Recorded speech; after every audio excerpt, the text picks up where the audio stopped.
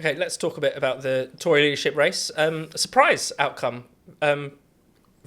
weirdly, because a lot of people were predicting that James Cleverly was going to come on top on the basis of an earlier vote. But we've got Kemi Badenoch and Robert Jenrick.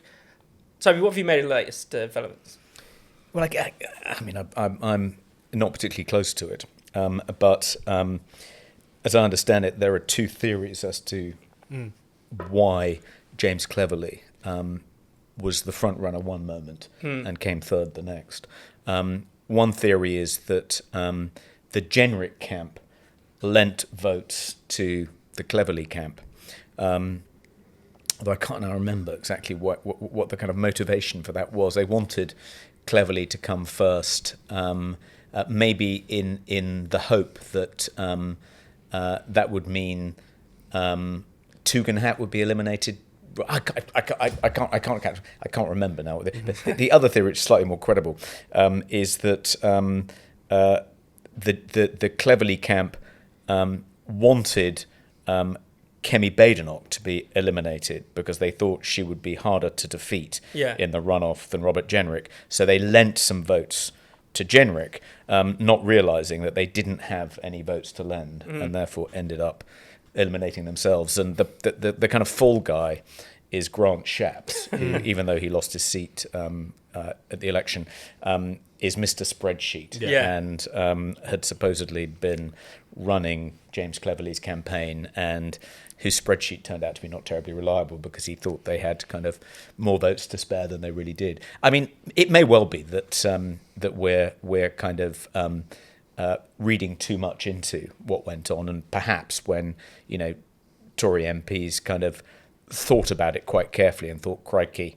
the biggest reason we lost the election and the biggest threat to our regaining power is the number of votes we lost to reform. If we just go for a candidate who is essentially the continuity candidate, that's not going to win back those reform voters. Someone like Jenrick or Badenoch, for all my reservations about them, I'm speaking now with the voice of a centrist Tory MP, they would be one of them would be more likely to win back those reform defectors than James Cleverly. So it was nice to flirt with the idea of having this Mr. Normal leading the party, but in reality, we need a right-wing headbanger.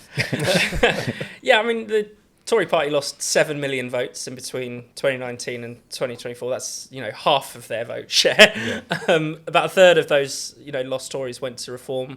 Another third stayed at home. It did seem a bit to stretch credibility. I'm not saying that, the Tory right has all or any of the answers to their predicaments, but it did stretch credibility to say that actually what we need is continuity Rishi to go back to the thing that so manifestly failed. But that's their comfort zone in a way. Well, that's their answer to everything. That's the sort of media class's answer to absolutely everything. I mean, I even think that the way in which they talk about the centrist candidate is a really misleading. It's a really misleading category in all of this. First of all, because it's something where I often think, like James Cleverly, if this leadership race was a few years ago, he'd be dismissed as a Boris Johnson loyalist and a lunatic. It's just because of on the spectrum of what is in front of them that supposedly he was the one that Starmer was really terrified of. But also, if you think about where actually the centre, roughly speaking, where British public opinion is, this isn't a very original point. They're concerned about immigration. They think the asylum system is nonsense. To the extent that they're aware of this woke stuff, they really don't like it. And within a very short space of time, they've realised that Keir Starmer is a complete mess. That is the antithesis of our media class. And yet these are the people who believe that they can almost act as the kingmakers, or at least people should listen to their advice when they offer their pointers on who should be their next leader. So, I mean, it did come about by potentially some sort of chicanery that backfired. I think a lot of Tory MPs, they think they're playing like 4D chess when they struggle with a game of Buckaroo most of the time. And I think this is another example of that. But at the same time, the idea that ending up in the final two with two politicians whose primary issues are ECHR, immigration, wokeness, and those kinds of issues is somehow an unpalatable offer for the electorate. Suggests they haven't really been properly speaking to the electorate very much.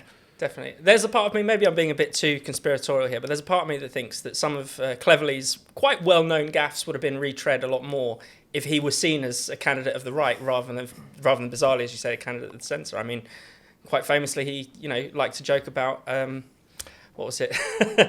Spiking his wife's drinks. My favourite joke, of course, was when he told a colleague in the publishing industry that she accused him of flirting with him.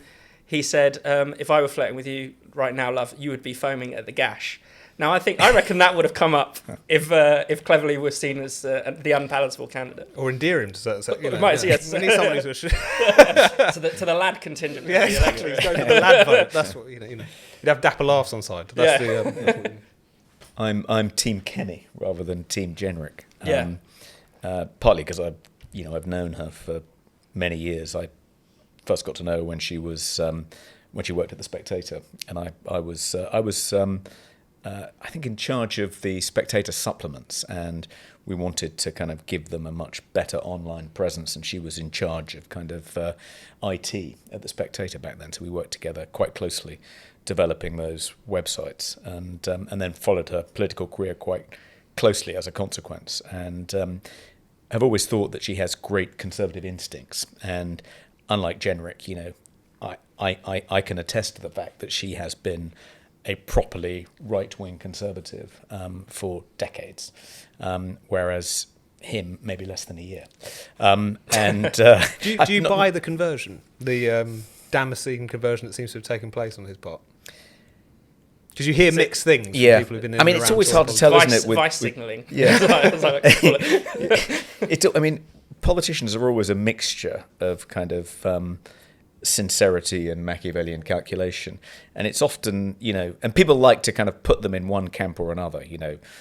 Thatcher in the conviction camp, Boris in the kind of fickle Machiavellian floppy trolley camp. But actually, in my experience, they're always kind of it's always a kind of fluid combination of the two. So I'm not sure that that's the kind of big question when it comes to Jenrick. I think that the case for Jenrick is that he might make a better fist of winning back some of those reform voters, particularly as he's made cutting immigration his big issue and wants to come out of wants to repeal the Human Rights Act, whereas Kemi's been more equivocal about that.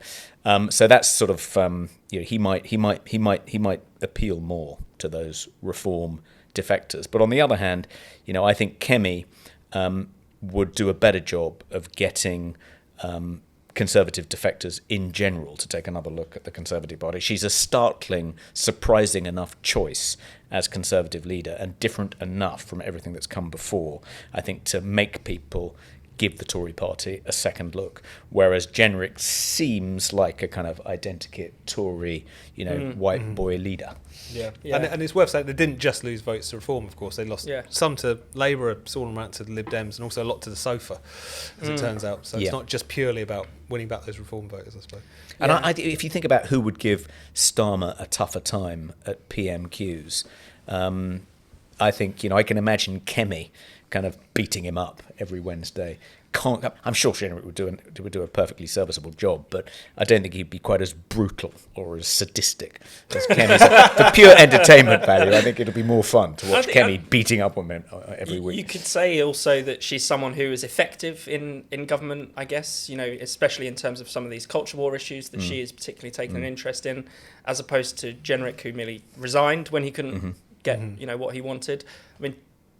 Think of some of the changes around, trans. A lot of that comes from Kemi Badenoch. Yep. She was meeting with detransitioners when she was told she was specifically not allowed to by the civil service. So there's it feels like more of a track record, more of a basis than as you said, as we've been talking about, Damascene conversion, as Rob Jenkins. Yeah, and I think because she's a black woman, that gives her a kind of authority and credibility when it comes to a lot of those culture war issues that Jenrick wouldn't have. She's really good at taking the moral high ground, at saying to white saviour types, don't speak on my behalf. Yeah. That's I think attacking the radical progressive left from the moral high ground seems to really wrong foot them. Make them really uncomfortable in a way that attacking them head on doesn't. So I think she'd be better, certainly, at winning those culture war battles than Jenrick.